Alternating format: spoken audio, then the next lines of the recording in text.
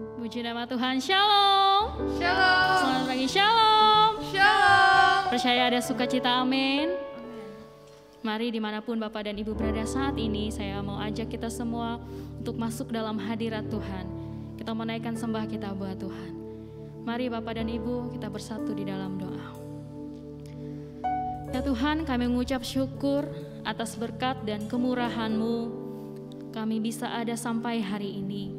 Kami bersyukur Engkau Allah yang begitu baik Bapa. Kami membawa setiap pujian pengagungan kami kepada Engkau Tuhan. Biar kiranya lewat ibadah kami hari ini, Tuhan boleh disukakan, disenangkan lewat setiap pujian yang kami naikkan. Mari Tuhan Kau berkatilah ibadah kami dari awal pertengahan hingga akhirnya. Biar nama-Mu saja yang kami muliakan Tuhan. Di dalam nama-Mu kami siap menyembah Tuhan lebih lagi. Haleluya. Amin. Mari kita mau bawa pujian kita buat Tuhan. Kita mau merasakan lawatan Tuhan hari ini. Dimanapun kita berada saat ini, izinkan Roh Kudus menjamah setiap hati kita. Terima kasih Tuhan Yesus. Kami menikmati keindahan-Mu Tuhan. Haleluya Tuhan. Terima kasih Bapa. Selalu bersama-Mu, tinggal di dalam kediaman-Mu, oh Tuhan, sebab ku sukai hadirat-Mu.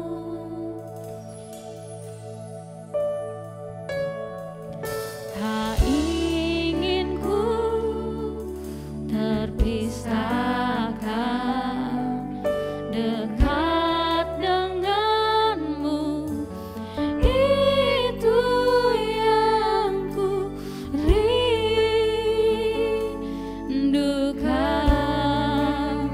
sebab ku dapati kedamaian.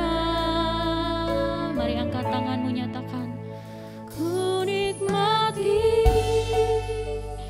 keindahan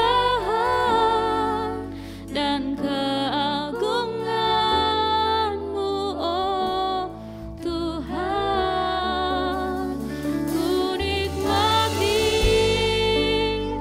kemuliaan-Mu, menyembah-Mu dengan segenap hatiku. Mari kita mau rasakan lawatan Tuhan. Mari kita sama-sama nyatakan pujian ini kepada Tuhan. Rindu selalu Mas Tuhan, tinggal di dalam kediaman-Mu, oh Tuhan, sebab ku sukai hadirat-Mu. Tak ingin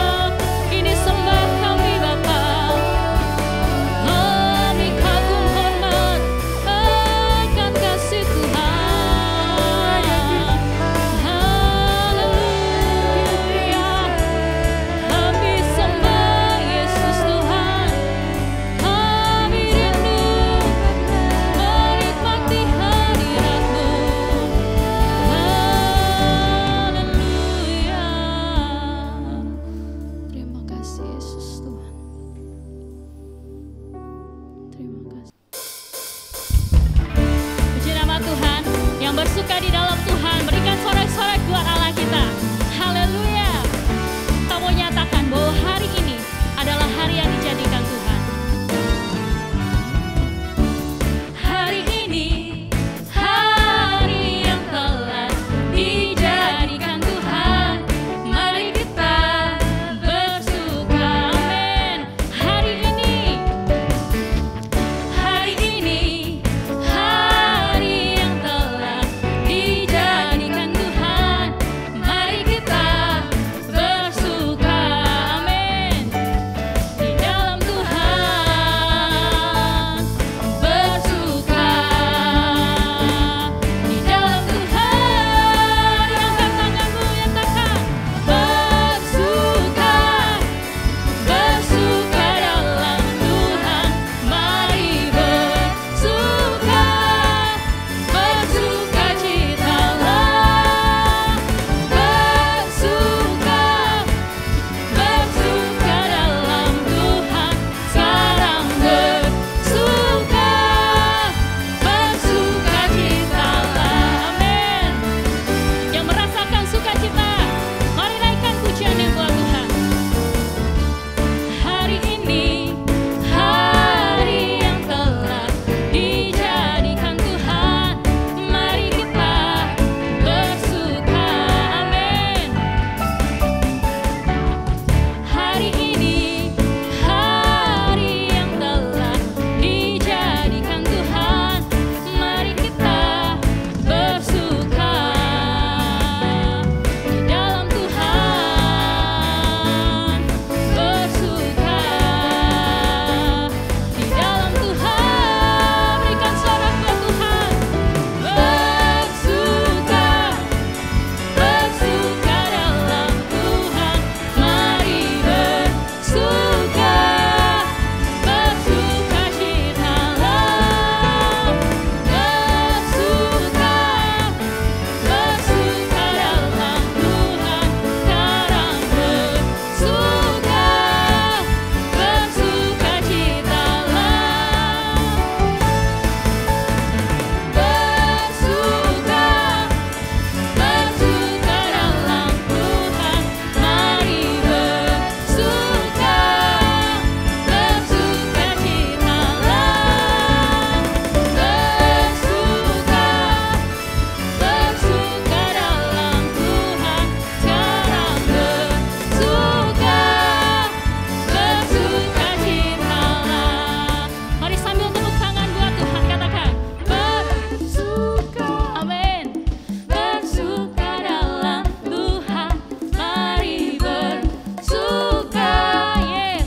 Bersuka citalah. Bersuka. Bersuka dalam Tuhan. Sekarang bersuka. Bersuka citalah. Bersuka. Bersuka. Bersuka dalam Tuhan. Mari bersuka. Bersuka citalah. Bersuka. Bersuka dalam Tuhan. Sekarang bersuka. Bersuka citalah. Sekarang bersuka. Bersuka citalah. Sekarang bersuka. Bersuka citalah. Amin. Berikan sorak-sorak buat Allah kita. Haleluya. Haleluya. Haleluya. Mari kita mau lebih lagi masuk dalam hadirat Tuhan. Kita mau merasakan lawatan Tuhan lebih lagi. Kita percaya bahwa Dia Allah yang sanggup melakukan segala perkara yang besar. Dia Allah yang sanggup memulihkan setiap hati kita. Mari datang bawa setiap hatimu, bawa setiap doamu kepada Tuhan. Terima kasih Yesus Tuhan. Mari lawat jamah setiap hati kami. Yesus Tuhan, mulialah namanya. Yesus Allah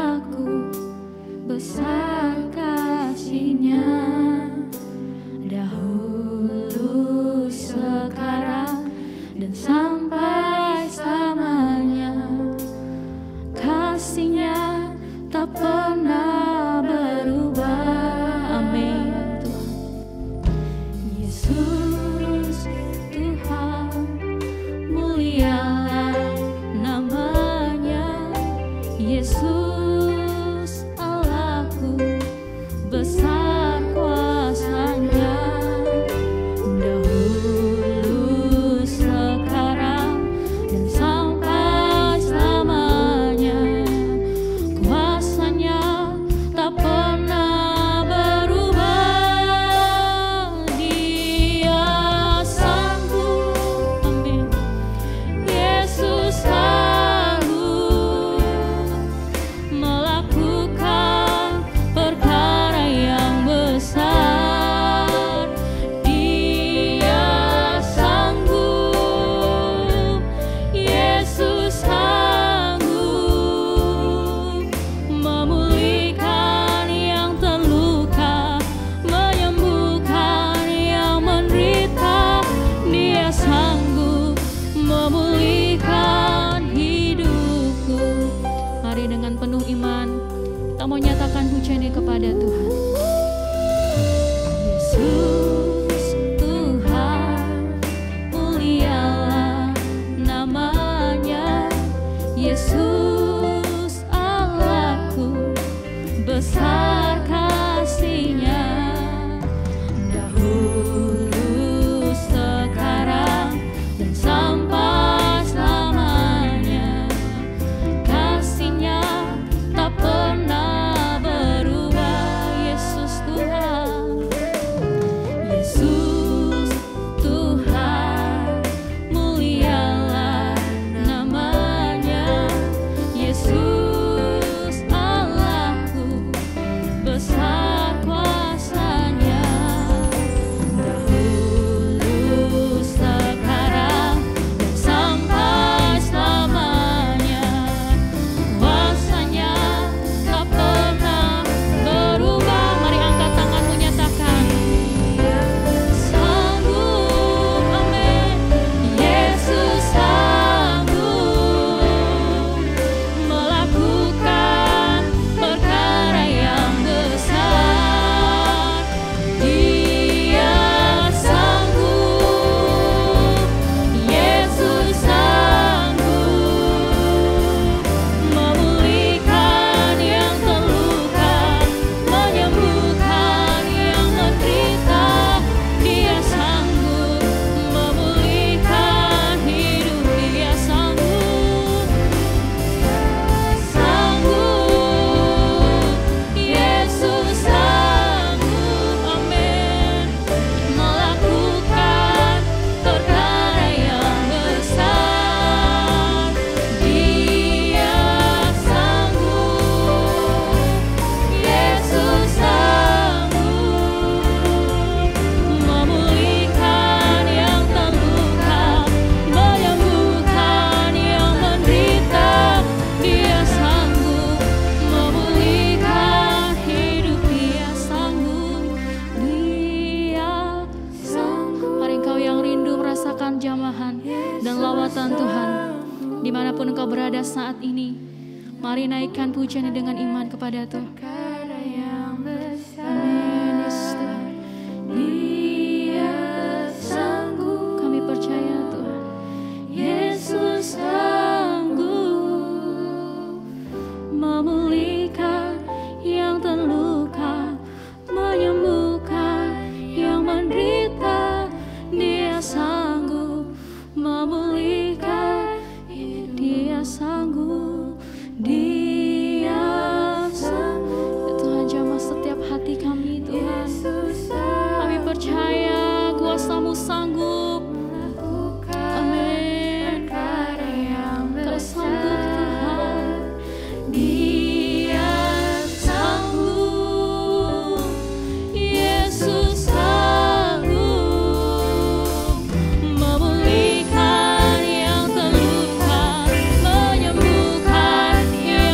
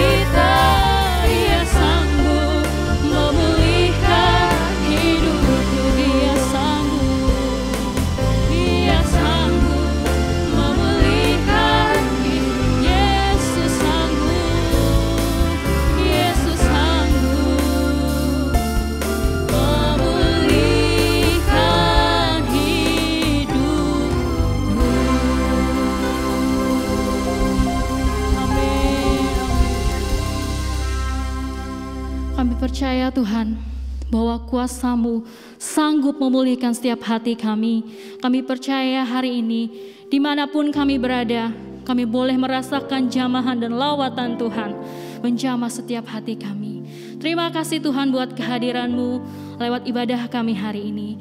Jika sebentar kami ingin mendengarkan firman-Mu, mari Kau urapi hamba-Mu yang akan berbicara bagi kami, biar apa yang Dia sampaikan semuanya boleh berasal daripada Tuhan, dan kami yang mendengarkannya boleh mendapatkan berkat yang daripada Engkau Tuhan.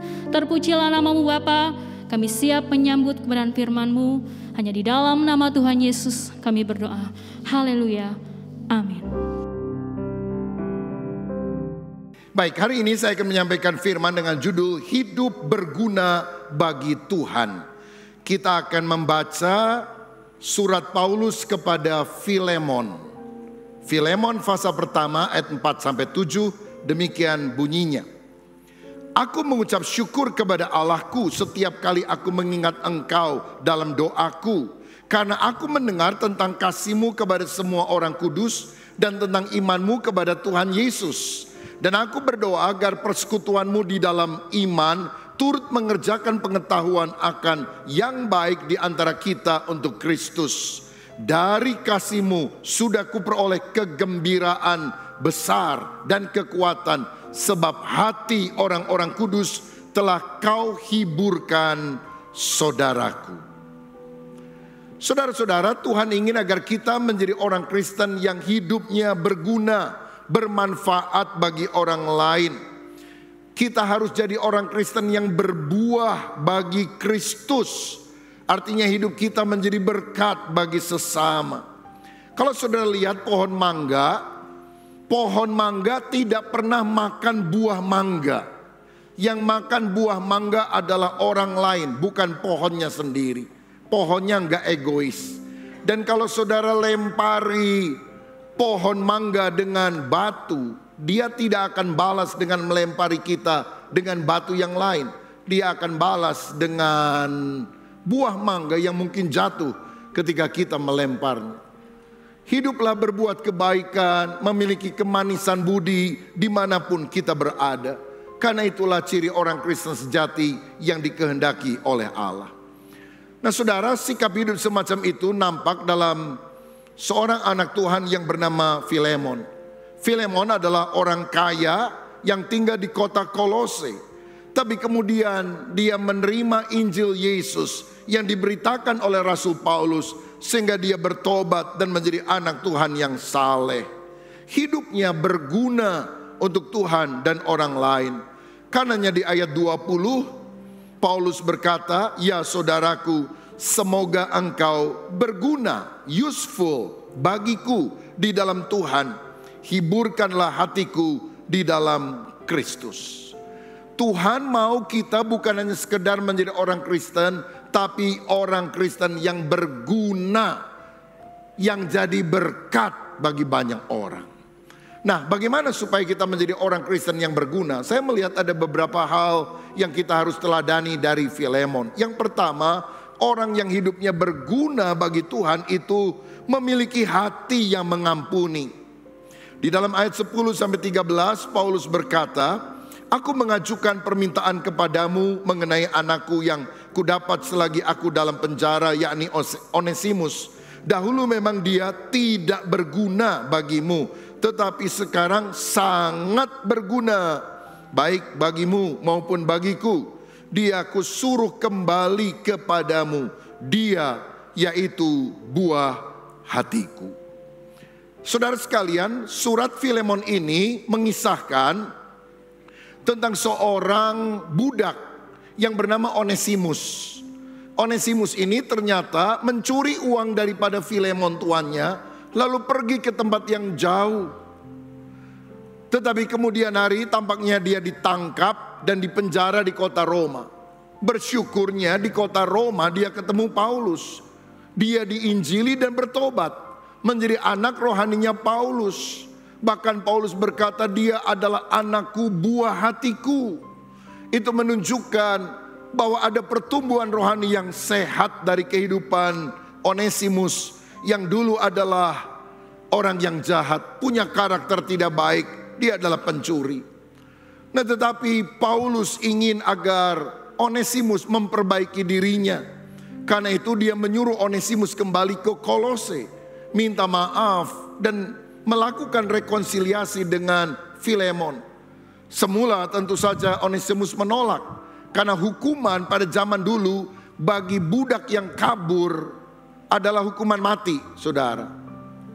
Tetapi Paulus mendorong terus Onesimus membuat sebuah surat, dan lebih daripada itu, mengutus seorang murid yang lain yang bernama Tikhikus untuk datang juga ke Kolose mengantar Onesimus, sehingga akhirnya Filemon bisa menerima Onesimus karena ada jaminan daripada Paulus yang telah mentobatkan dia.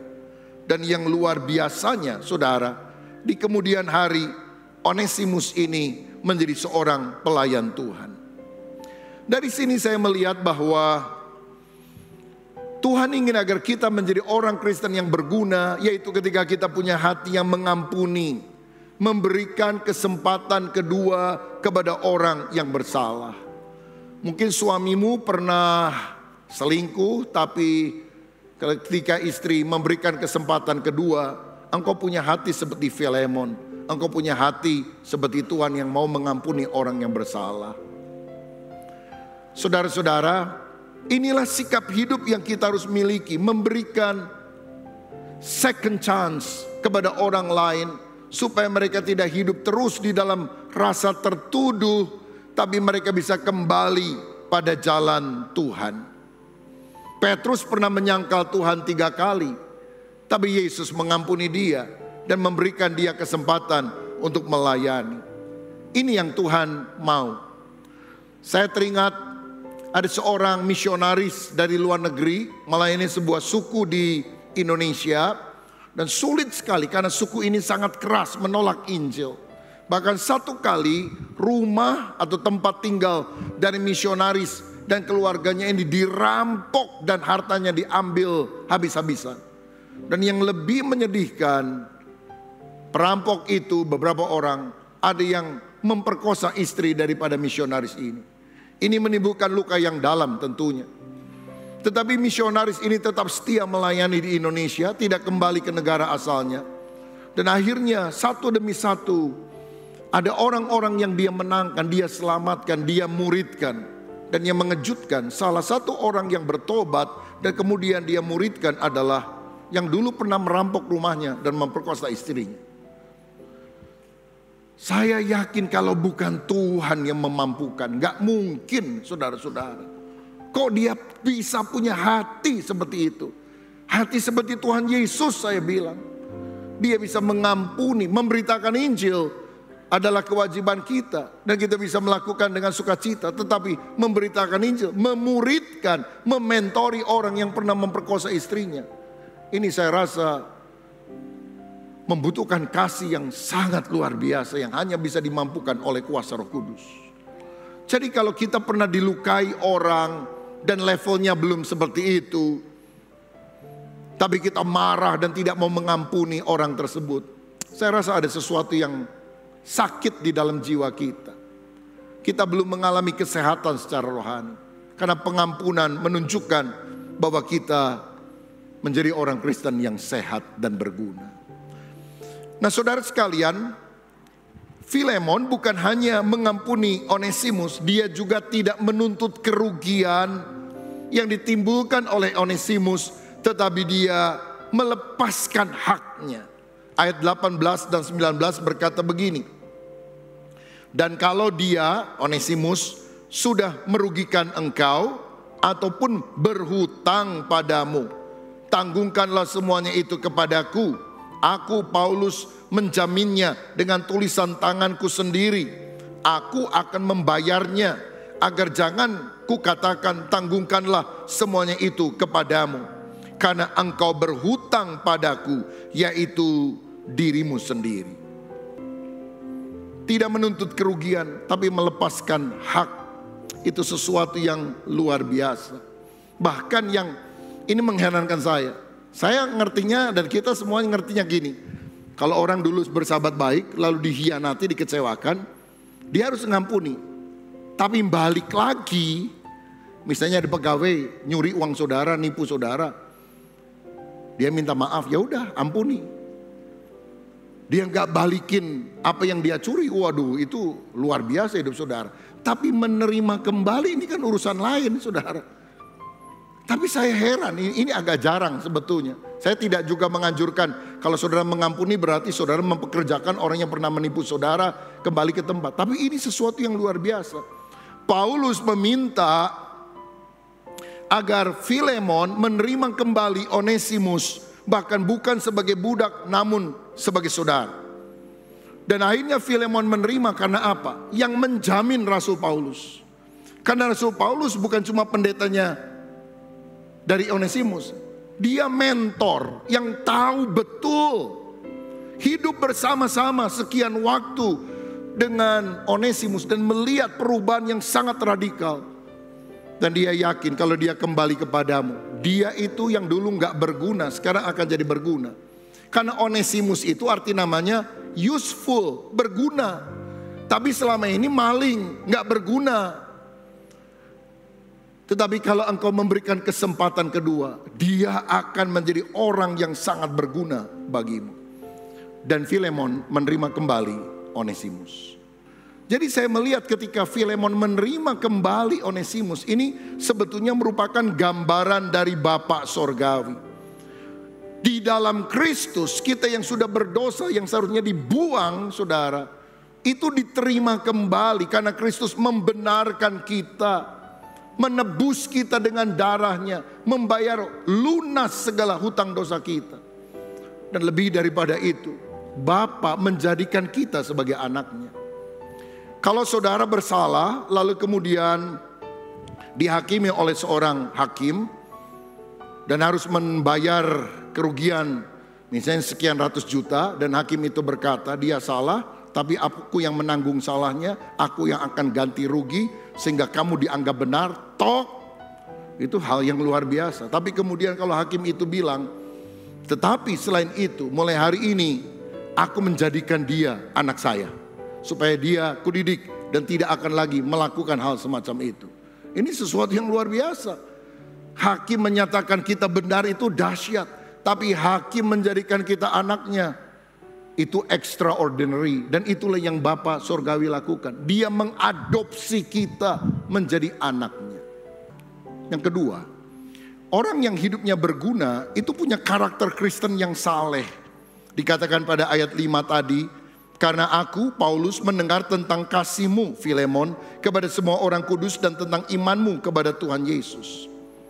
Filemon itu orang yang beriman kepada Kristus. Dan imannya itu dinyatakan di dalam perbuatan. Dia mengasihi orang-orang yang ada di sekitarnya. Orang-orang kudus mendapatkan kasihmu, dan mendengar itu aku bersuka cita, kata Paulus. Saudara, iman sejati harus nyata dalam perbuatan.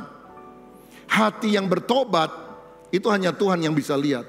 Tapi buah pertobatan harus bisa dilihat orang lain.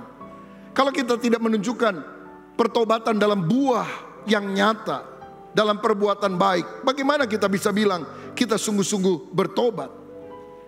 Ibu Teresa dari Kalkuta pernah berkata, persedikit kata-kata, perbanyak perbuatan nyata, itu lebih berbicara. Kalau mungkin saudara biasa ibadah hari Minggu,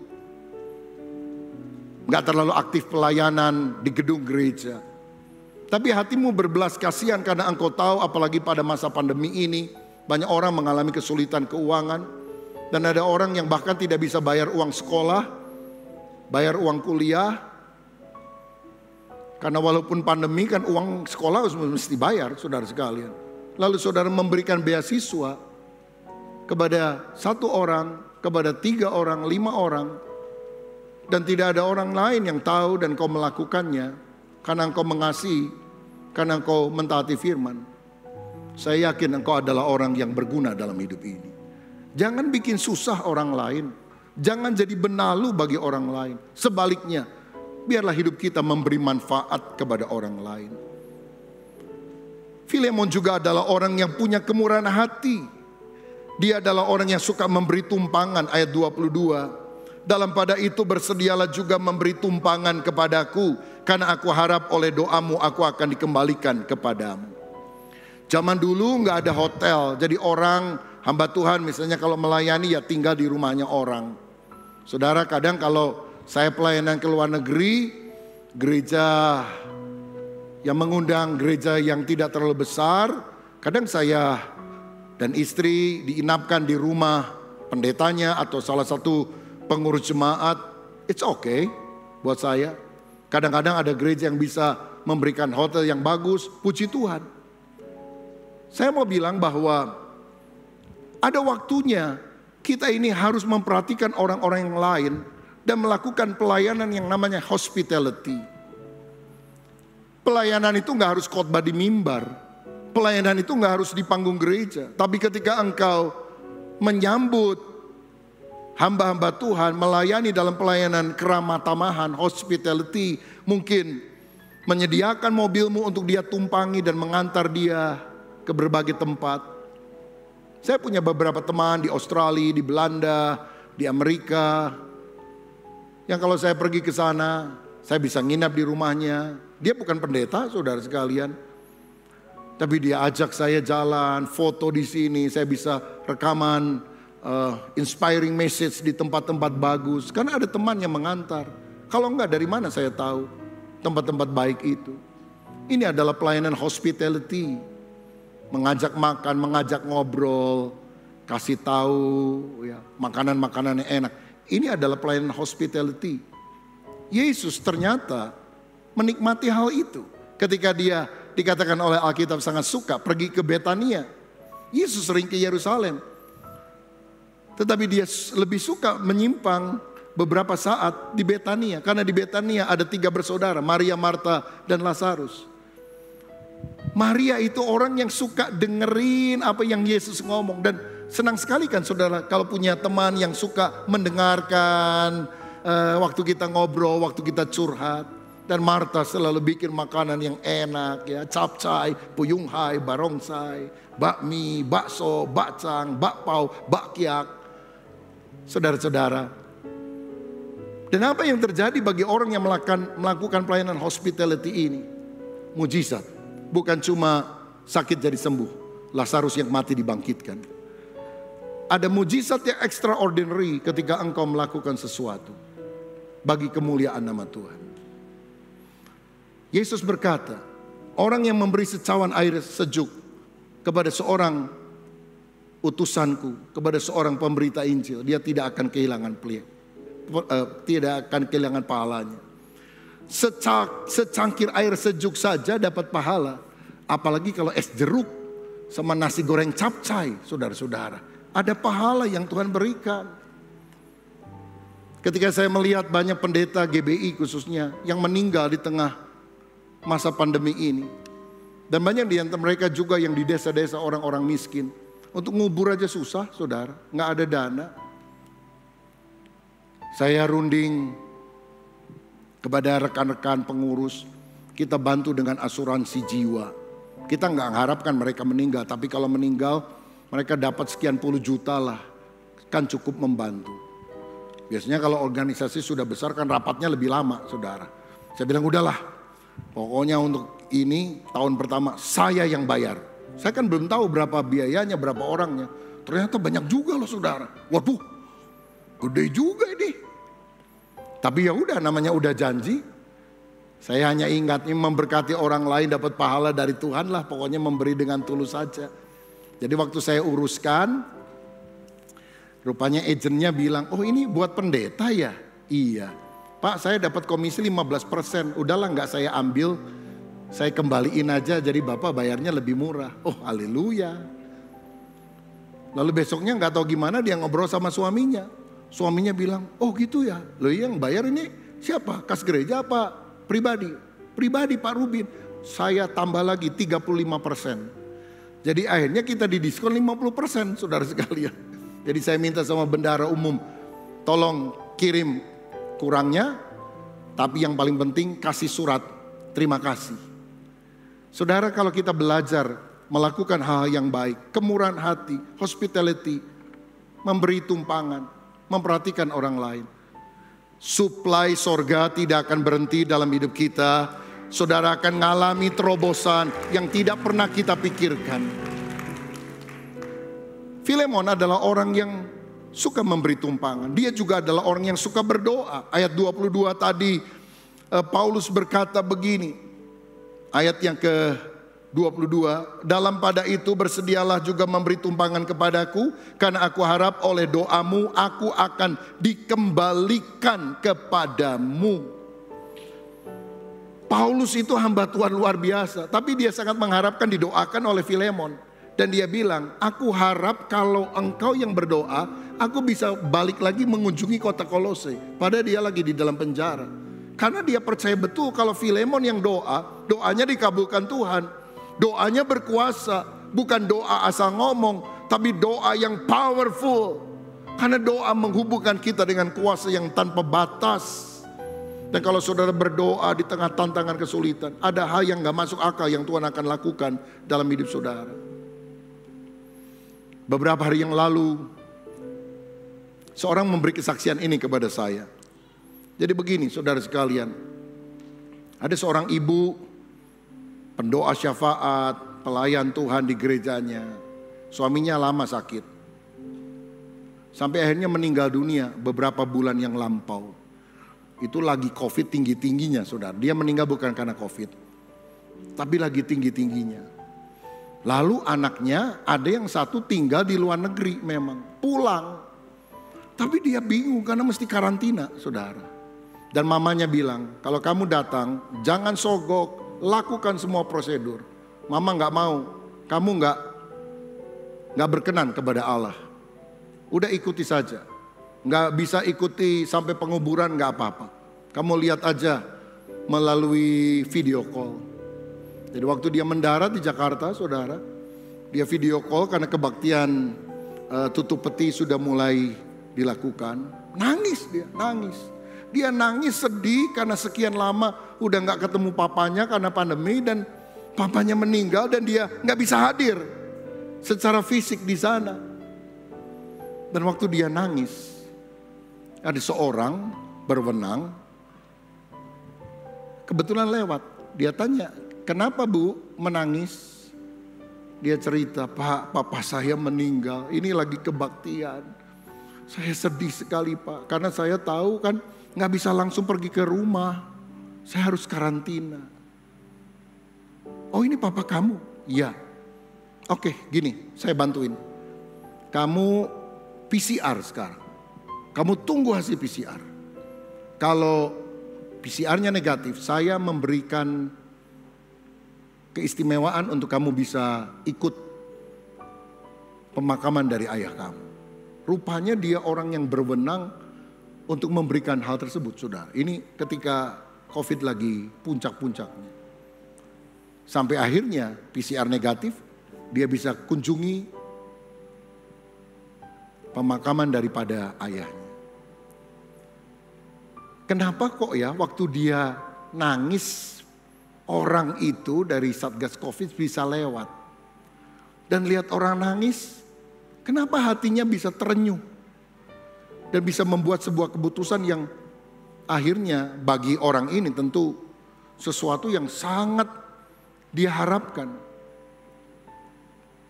Saya bilang karena mamamu seorang pendoa. Karena mamamu menabur untuk Tuhan.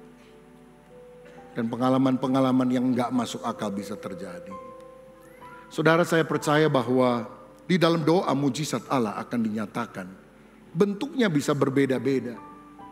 Tapi orang yang berguna adalah orang yang punya karakter Kristen yang saleh. Dan yang terakhir, kenapa Filemon ini menjadi orang Kristen yang berguna yang harus kita teladani? Karena dia menggembalakan domba-dombanya Kristus. Di ayat 1 dan 2 dikatakan, dari Paulus orang hukuman karena Kristus Yesus, dan dari Timotius saudara kita kepada Filemon yang kekasih, teman sekerja kami.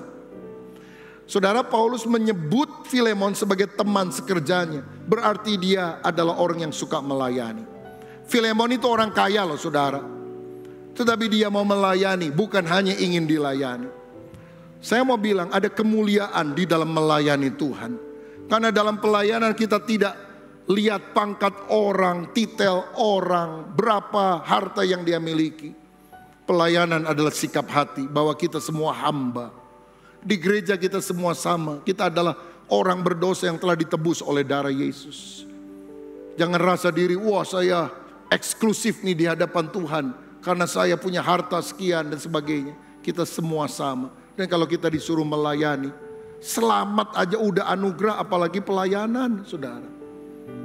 Jadi kalau ada usher yang mengantar saudara mencarikan tempat duduk, itu mungkin lebih kaya dari saudara yang diantar.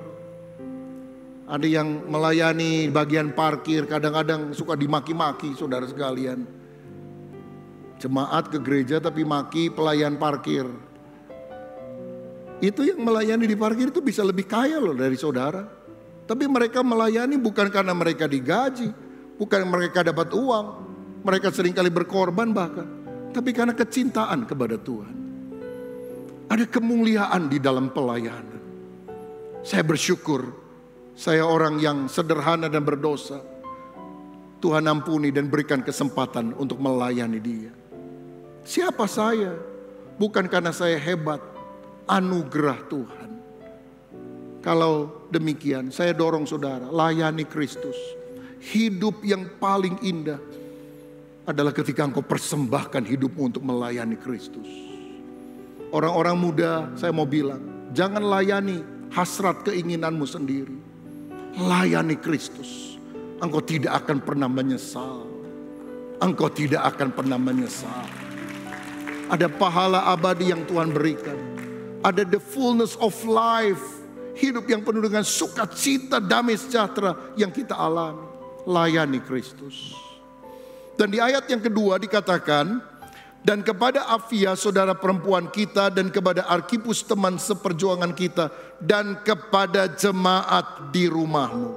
Saya lihat Filemon ini bukan sekedar orang kaya, tetapi dia adalah orang yang membuka rumahnya supaya ada gereja rumah di sana, supaya umat Tuhan bisa berbakti di sana. Dan ini adalah privilege karena mungkin hanya orang kaya yang bisa membuka rumahnya sehingga orang-orang lain bisa datang ke sana. Ada jemaat di rumahnya. Berarti dia juga menjadi pemimpin rohani. Kalau setidaknya sekarang dia menjadi pemimpin komunitas sel. Kenapa Filemon ini diberkati, dipakai Tuhan, namanya masuk dalam Alkitab? Karena Tuhan cinta orang yang mengembalakan domba-dombanya. Yesus pernah tanya kepada Simon, apakah engkau mengasihi aku? Ya Tuhan. Apa yang Tuhan perintahkan? Gembalakanlah domba-dombaku. Apa benar kau mencintai aku Simon? Ya Tuhan. Gembalakanlah domba-dombaku. Gembalakanlah domba-dombaku. Saya lihat ada banyak pendeta. Pelayanan secara manusia gak maju-maju. Jemaatnya terbatas, orang miskin. Tapi ketika dia setia melayani Tuhan, itu kemuliaan pelayanan. Gembalakanlah domba-dombaku. Dengan apa kita membalas kasih Tuhan? Selain mengembalakan domba-domba. Memberi uang untuk gereja bagus. Ikut pelayanan ABCD oke. Tapi mengembalakan domba-domba Kristus. Membimbing setiap orang. Mungkin jadi pemimpin sel. Menjadi mentor dalam kelas pemuridan. Sampai orang percaya Yesus, dibaptis, bertumbuh. Itu adalah bukti engkau mencintai Tuhan. Maukah engkau dipakai Tuhan sehingga engkau menjadi pemimpin rohani setidaknya di dalam komunitas sel? Atau rumah saudara engkau buka supaya komsel ada di rumahmu? Ingatkah saudara ketika tabut perjanjian dibawa pulang dari orang-orang Filistin, lalu belum sampai di Yerusalem, ada kendala dan dititipkan untuk beberapa saat di rumah Obed Edom. Alkitab bilang selama tabut itu ada di sana, Obed Edom diberkati luar biasa oleh Tuhan. Kenapa? Karena ada mesbah. Dalam rumahmu harus selalu ada mesbah. Mesbah keluarga, mesbah pujian, mesbah penyembahan, mesbah doa. Apalagi kalau kita bisa bersekutu dengan teman-teman di Bikom atau di Komsel. Engkau mendirikan mesbah saudaraku. Engkau mungkin repot, harus siapkan mungkin makanan kecil, barangkali harus mengatur meja, mengatur ruangan. Apalagi di masa pandemi ini, kalaupun mulai onsite mesti jauh-jauh jaraknya, pakai masker. Pulangnya orang pulang, kita harus membereskan semuanya. Tapi apa yang kau lakukan dengan setia? Tuhan gak buta, Tuhan melihat, Tuhan akan memberikan pahala. Ada kemuliaan di dalam pelayanan saudaraku. Jadilah orang Kristen yang berbuah, yang membuka komsel-komsel yang baru, yang membuka gereja-gereja yang baru. Saya teringat satu tokoh lain sebagai penutup, yang juga membuka rumahnya untuk orang-orang Kristen berdoa. Rumah Maria. Dalam Kisah Rasul 12 ayat 12, ketika Petrus lepas dari penjara, dia pergi ke satu rumah di mana orang Kristen biasa berkumpul, dan itu adalah rumah dari Ibu Maria. Dia orang kaya, dia buka rumahnya untuk orang-orang bersekutu. Apa yang terjadi? Bukan hanya berkat duit materi. Anaknya yang bernama Yohanes Markus jadi pelayan Tuhan. Anaknya ini jadi muridnya, anak rohaninya Petrus, rasul yang luar biasa itu. Oh, ini adalah anugerah rohani yang luar biasa. Dan anaknya Yohanes Markus ini akhirnya yang menuliskan Injil Markus. Bukankah hidupnya sangat berguna? Karena apa? Dia punya orang tua yang saleh, yang membuka rumahnya untuk orang berdoa. Kalau engkau hanya pikir, repot, susah dan sebagainya, engkau tidak useful, saudara. Tapi kalau engkau rela berkorban, Tuhan janji bukan hanya engkau diberkati, anak-anakmu, generasi masa depan, bahkan setelah kita tiada, enggak usah khawatir. Tuhan yang akan bela mereka, Tuhan yang akan pegang tangan mereka, Tuhan akan memberikan masa depan yang baik dalam kehidupan mereka. Hari ini maukah kita berkata, Tuhan, jadikan saya orang Kristen yang berguna, seperti Filemon. Tuhan yang pernah menemukan Filemon, yang memiliki hati yang mengampuni. Tuhan yang pernah menemukan Filemon, orang dengan karakter Kristen yang saleh, dan orang yang bersedia mengembalakan domba-domba Kristus. Kiranya dia menemukan dalam hati saya dan saudara. Selamat siang, Tuhan Yesus memberkati. Amin.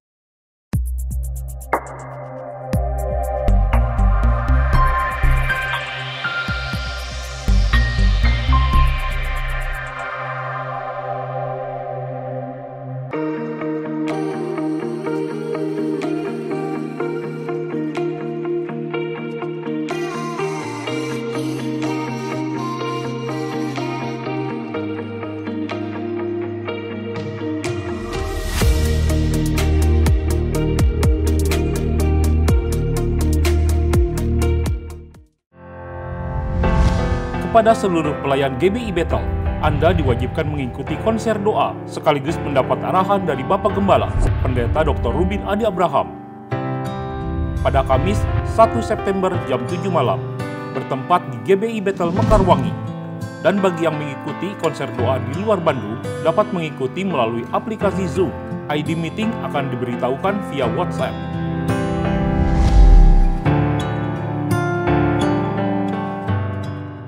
Shalom saudara, terima kasih sudah beribadah bersama kami di tempat ini. Kami berharap saudara bisa menikmati hadirat Tuhan melalui ibadah ini.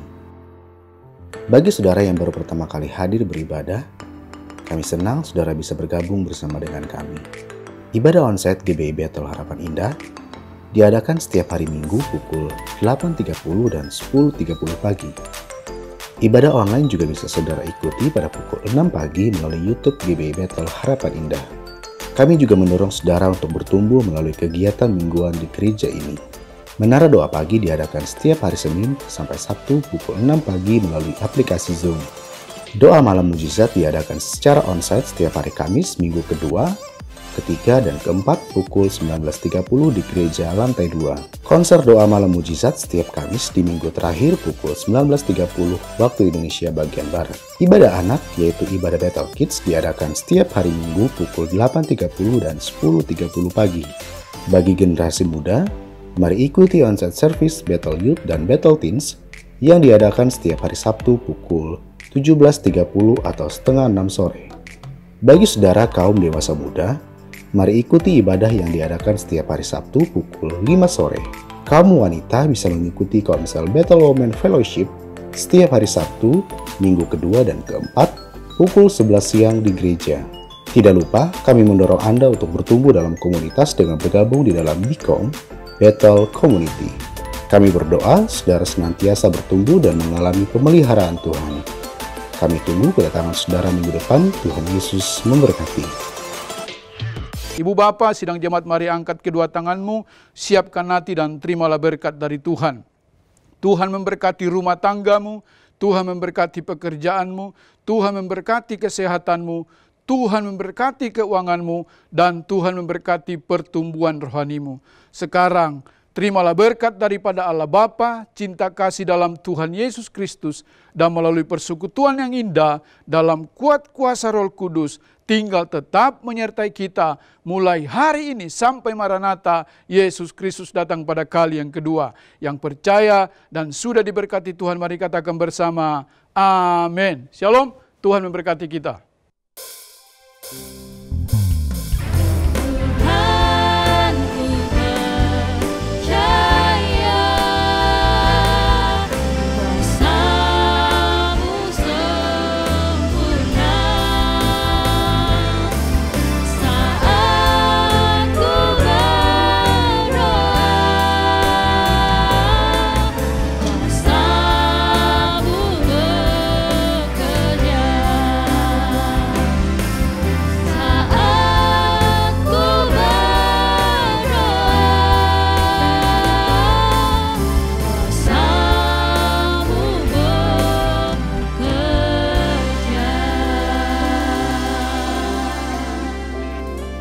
Puji nama Tuhan, ibadah kita telah selesai. Selamat hari Minggu, Tuhan Yesus memberkati.